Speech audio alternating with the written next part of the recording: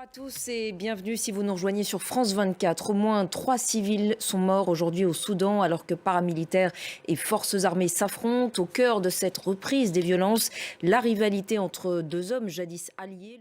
Et on rejoint notre correspondant dans la région, Bastien Renouille. Bonjour Bastien, qu'en est-il en réalité ? Bonjour, eh bien, c'est extrêmement difficile de savoir ce qui se passe réellement à Khartoum.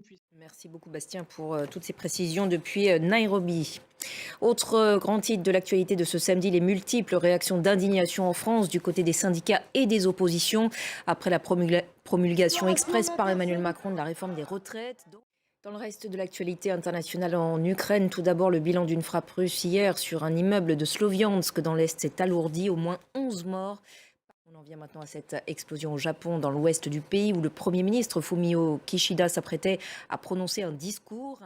4 ans déjà depuis le gigantesque incendie qui avait ravagé la célèbre cathédrale Notre-Dame de Paris. Un chantier de rénovation ambitieux est à pied d'œuvre depuis pour redonner à ce bijou de l'art gothique son éclat d'antan.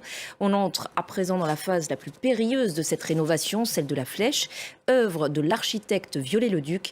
Objectif de fin de chantier décembre 2024. Voyez ce reportage signé Julien Sauvager et Catherine Norestrette. Et c'est la fin de cette édition. Merci à tous de l'avoir suivi. L'actualité continue sur notre antenne. Restez avec nous sur France 24.